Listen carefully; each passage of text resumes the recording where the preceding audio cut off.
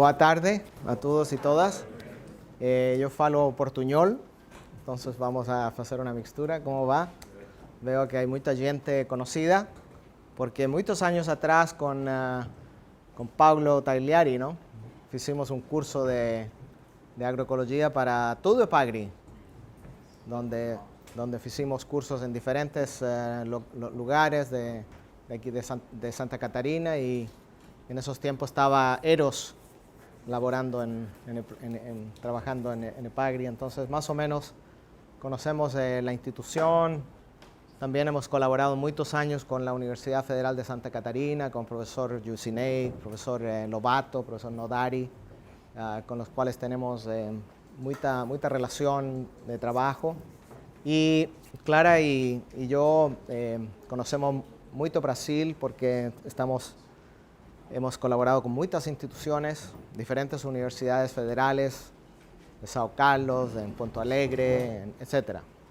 Y bueno, estamos en una gira de 5 meses, donde estamos en diferentes países, 8 países, y tocó que vinimos a Brasil a hacer un curso con la gente de Natura, con gente en Paraíba, en la Universidad Estadual de Paraíba. Estuvimos también en algunos asentamientos de MST, en la zona de Río Grande do Norte, etc. Y ahora ya estamos finalizando esta semana acá a Brasil para continuar Argentina, Brasil, Chile. Bueno, lo que voy a hablar es un poco tratar de integrar un poco cómo entendemos desde la agroecología lo que se llama la transición agroecológica, ¿no? Y básicamente en esta presentación trato de integrar todos los elementos sobre manejo agroecológico de suelos, de pragas, de doenças, de hierbas dañinas, para poder diseñar estos sistemas que tienden a ser más complejos con el tiempo, ¿no? Para cambiar, no para... Ok, obrigado. Bueno, algunas slides están en inglés, otras en español, pero da para entender, ¿no? Cuando nosotros hacemos agricultura, nosotros hacemos una transformación de la naturaleza, una simplificación de la naturaleza. Pegamos una foresta, por ejemplo la Mata Atlántica, simplificamos y creamos una monocultura. Cuando hacemos esto, lo que estamos haciendo es la artificialización de la naturaleza. Estamos simplificando el ecosistema, que tiene mucha biodiversidad, en un sistema que tendrá muy poca biodiversidad. Entonces usted ve que aquí se va perdiendo la biodiversidad en la medida que se va simplificando los ecosistemas para llegar finalmente a una monocultura. ¿Por qué es esto importante? Los anteojos están ahí. Porque usted ve que en una foresta, porque tiene mucha biodiversidad que está interactuando, y esa biodiversidad está proporcionando servicios ecológicos, no precisa usted hacer manejo. La foresta se autorregula.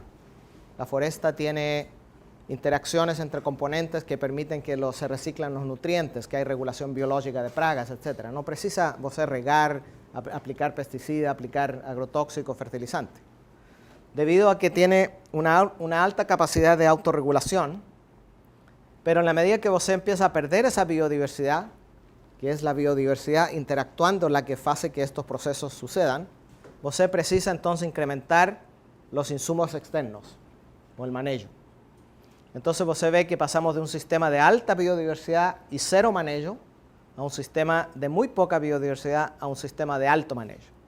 Entonces lo que consiste la transición es básicamente retornar un poco. No podemos retornar a la foresta con la agricultura porque el objetivo principal es producir comida. La foresta no necesariamente produce comida, alimentos, ¿no? Entonces hay que retornar de este punto a un punto, por ejemplo, como este, donde usted tiene un nivel de biodiversidad que está proporcionando servicios ecológicos y que precisa cierto manejo. pero menos, mucho menos que en una monocultura.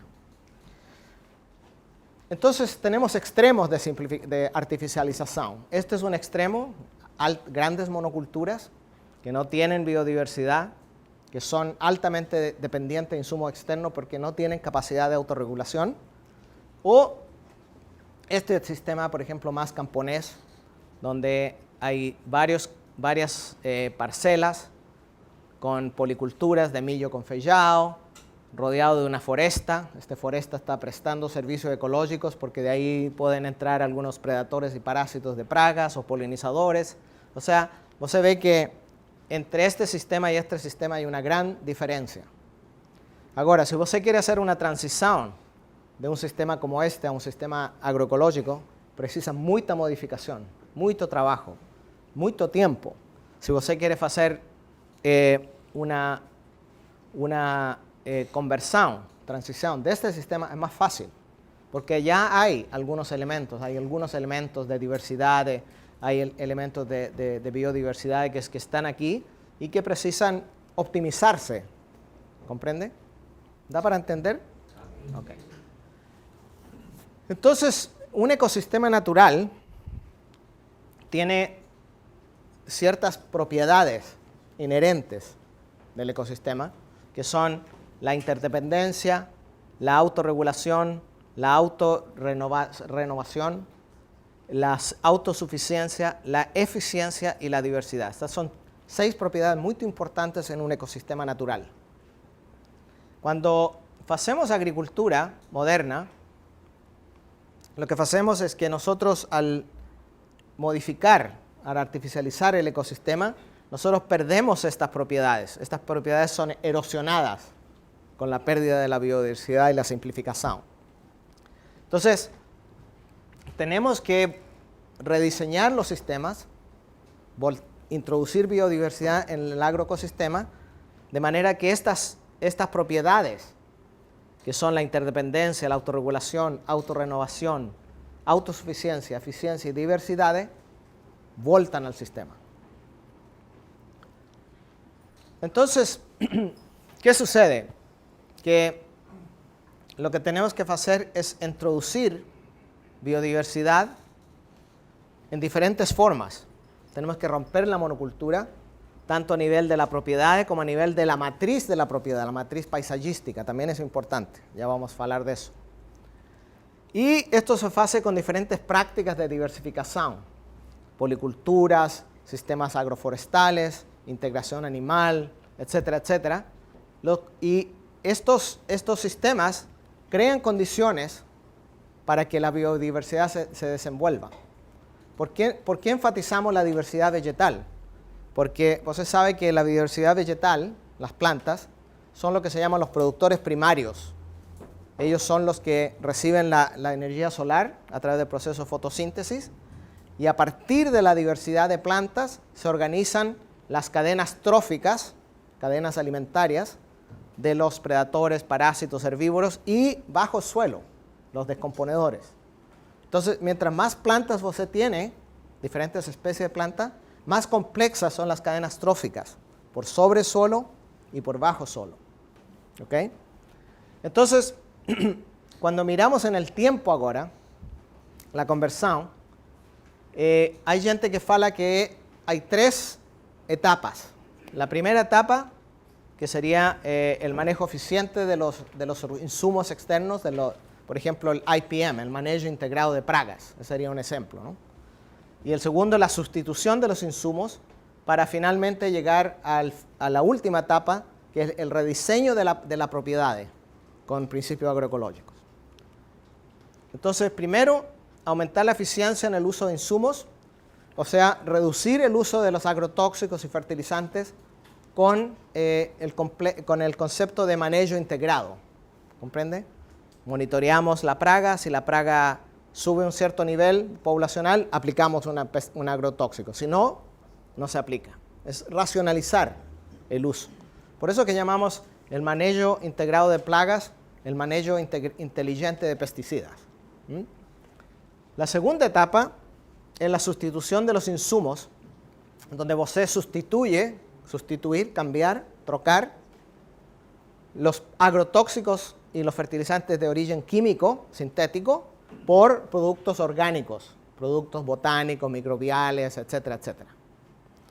Entonces, cambia de pacote. Un pacote químico, de agrotóxicos, fertilizantes, você no puede utilizar en agricultura orgánica y tiene que utilizar otros insumos. Y el último es el rediseño de los agroecosistemas de manera que tenga las propiedades que yo falaba de los ecosistemas naturales, las 6 propiedades.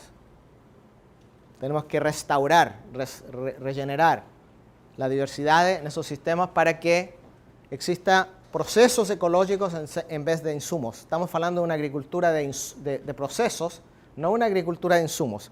Estas dos son agriculturas de insumos.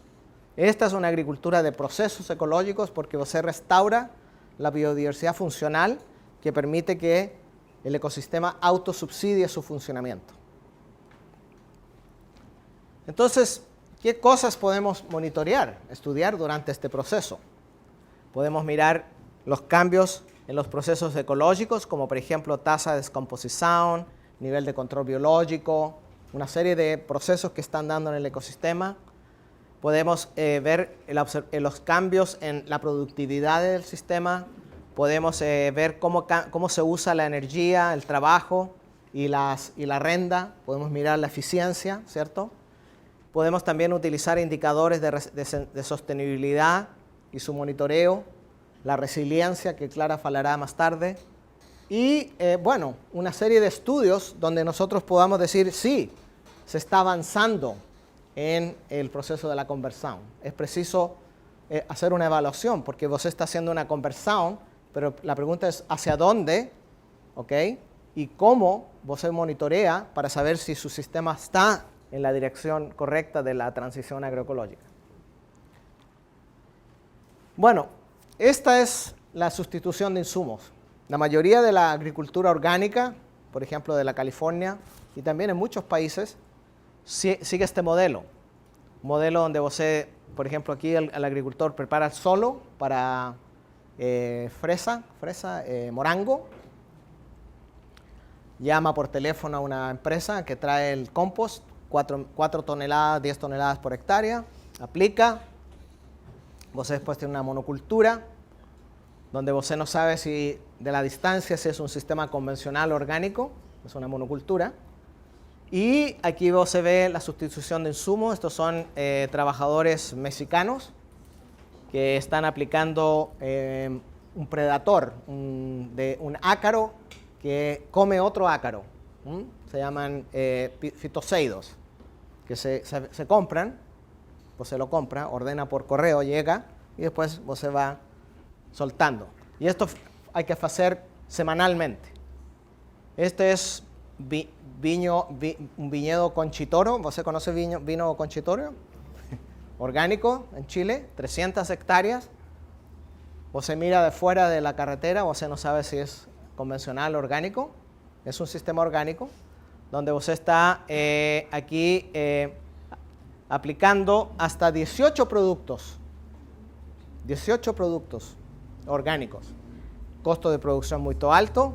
Y muchas veces se producen contradicciones, porque, por ejemplo, cuando se aplica el azufre para controlar oidio, para controlar otras dolencias, ese azufre mata la dolencia, pero también mata insectos benéficos, predadores y parásitos de plagas.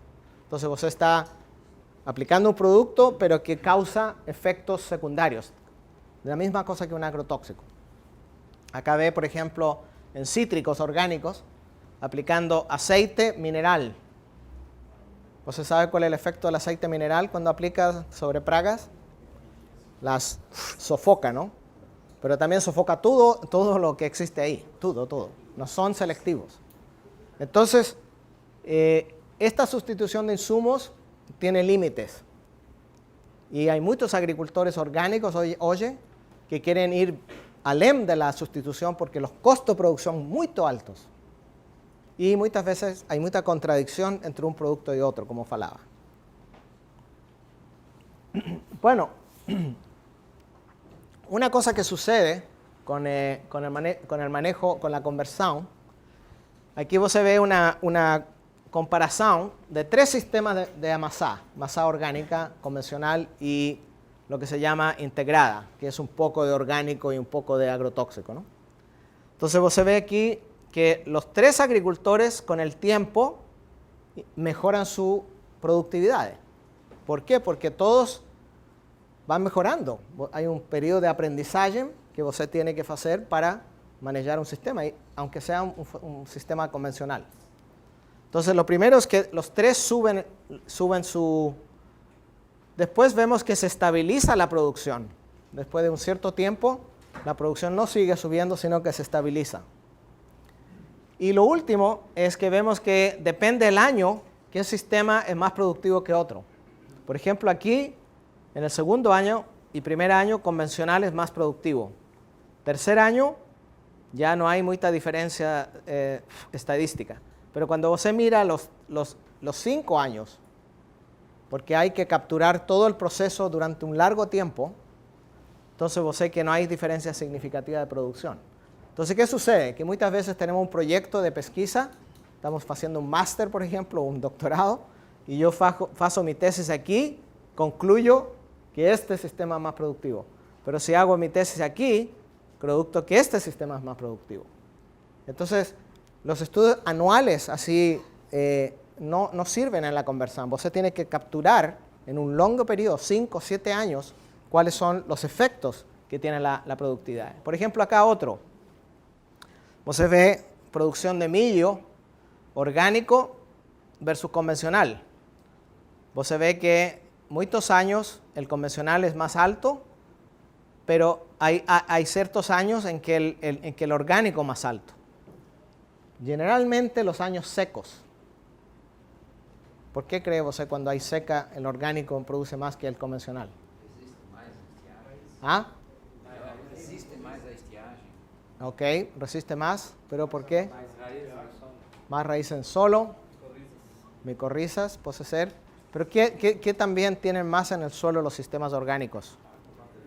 ¿Y qué hace la materia orgánica? Incrementa, ¿cierto? Sí, todas buenas respuestas. Entonces, pues se ve nuevamente, ¿no? Pues se puede hacer un estudio aquí y depende del año, pues se concluye diferentes cosas. Entonces, hay que dar un tiempo de por lo menos 5 a 7 años para usted capturar este proceso de conversión. Bueno, el próximo paso ya es romper la monocultura y existen 2 maneras. Una es en el tiempo, con rotación, y otra en el espacio, con la diversidad en formas de policulturas, sistemas agroforestales, etc.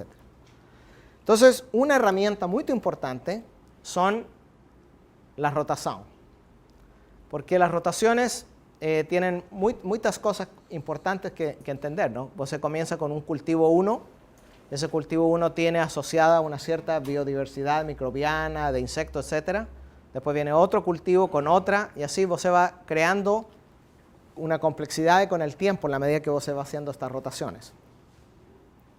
Aquí vemos, muy importante siempre, que exista por lo menos 2 años de leguminosas que cargan al sistema de nutrientes para continuar después con cultivos más extractivos, ¿cierto? Entonces siempre tiene que haber en una rotación siempre una etapa de carga, donde se carga el sistema con nutrientes, y una etapa extractiva, pero que están balanceados.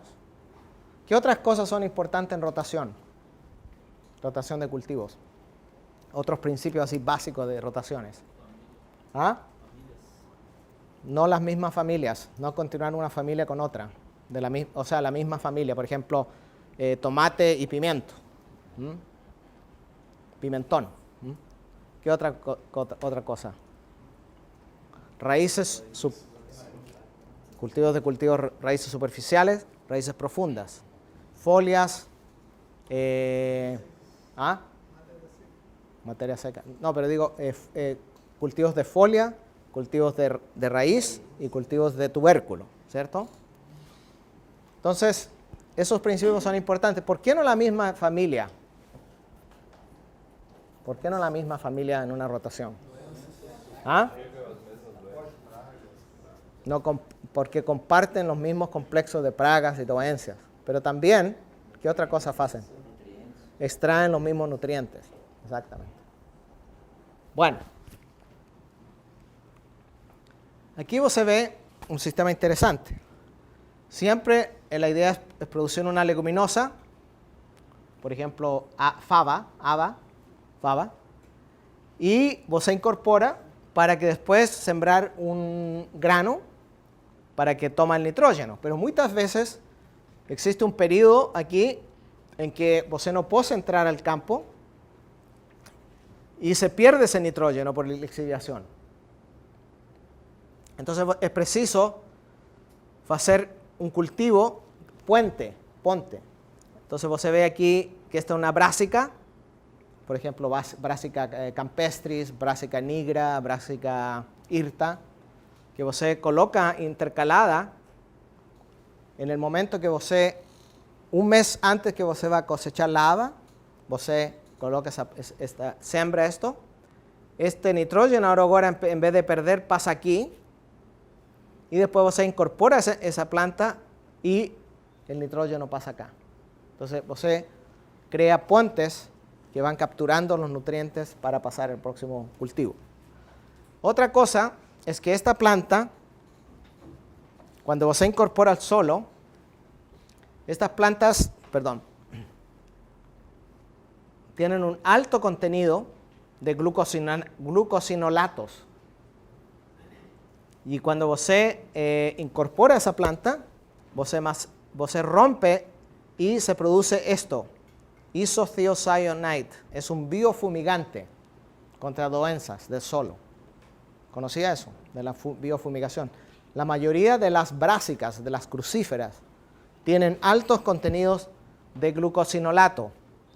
Pero você precisa romper la planta, macerar, incorporar, para que quiebra la célula y libera esta sustancia que es un biofumigante, que elimina las dolencias del solo, las dolencias presentes en el solo, ¿no? Como inóculo. Y así você ve cómo las rotaciones, estos son ejemplos de rotaciones, de que si usted hace, por ejemplo, para eliminar diferentes nematos, para eliminar diferentes patógenos, por ejemplo, Sudan grass con tomate, o peas, no sé cómo se dice, peas con trigo, etcétera, ¿no? Hay muchas rotaciones que ya has comprobado que tienen efectos de romper ¿cómo se llama? El ciclo biológico de dolencias.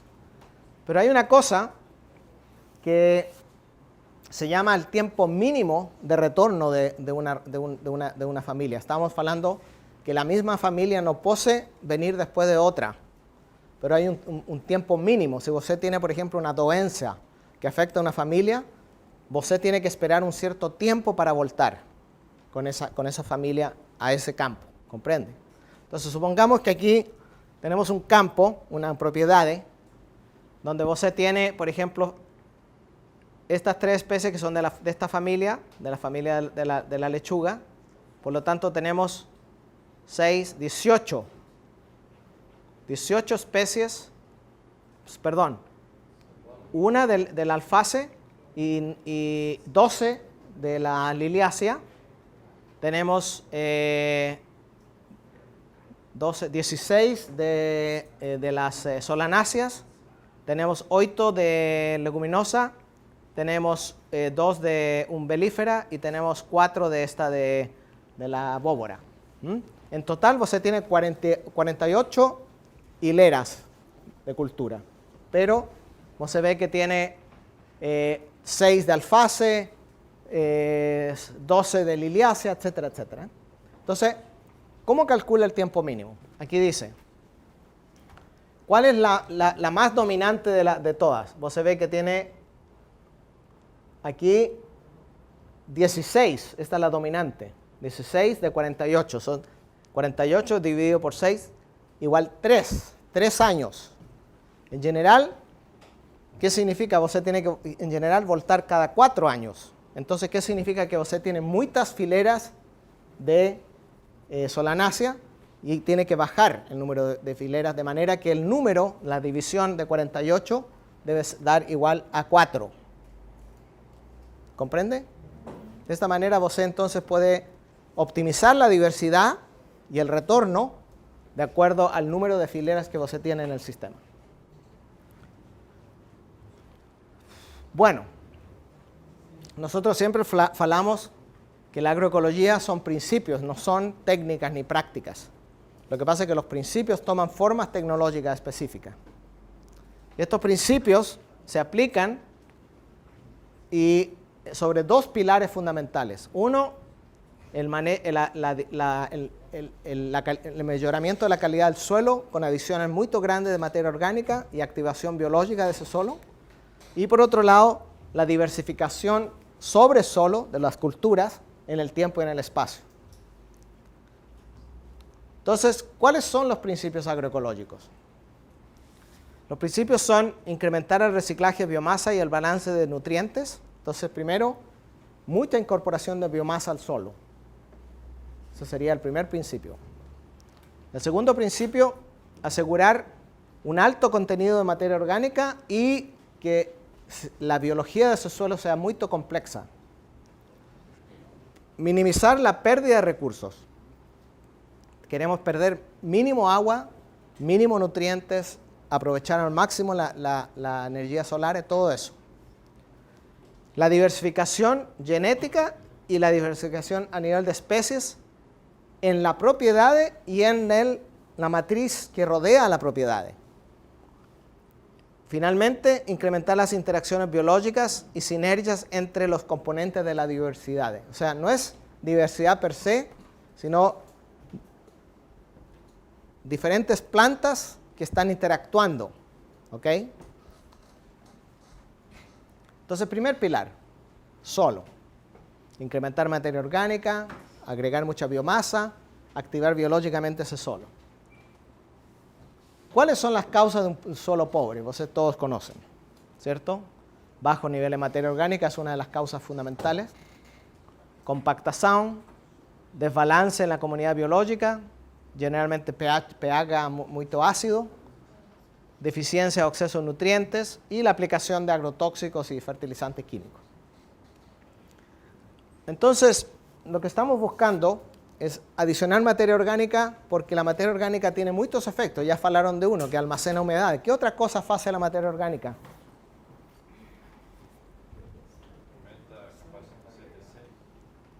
Aumenta la capacidad de intercambio catiónico. Pero aquí, ¿qué está haciendo la materia orgánica? Ayuda a la agregación. ¿Por qué? Produce unas sustancias que se llama glomalina, ¿no? Que está asociada a las micorrizas. Y todo eso es como una goma, así como que pega. Entonces queremos tener un suelo de una buena estructura, muy porosa, con muchos macroporos, que permite la circulación del aire, el agua, y también para la biología del suelo es fundamental. Y un suelo que sea saludable, no solamente son plantas sanas, sino agua sana, animales sanos y aire sano, porque secuestra carbono, y nosotros también sanos, porque si las plantas son más sadías, ¿no? Son solo sadío. Entonces, ¿cuáles son los principios para mantener un suelo ¿Saído? ¿Saludable? Sadío. Bueno, esto ya hablamos. Continua aplicación de materia orgánica, pero diferentes tipos de materia orgánica. Porque hay materia orgánica lábil, materia orgánica no lábil. Usted quiere tener una combinación de materiales celulósicos, materiales lignínicos, ¿cierto? Que tienen diferentes efectos sobre las propiedades físicas, químicas, biológicas del suelo. Queremos mantener el suelo cubierto con residuos. Ustedes estaban hablando acá de labranza mínima, ¿no? De plantío directo. Bueno,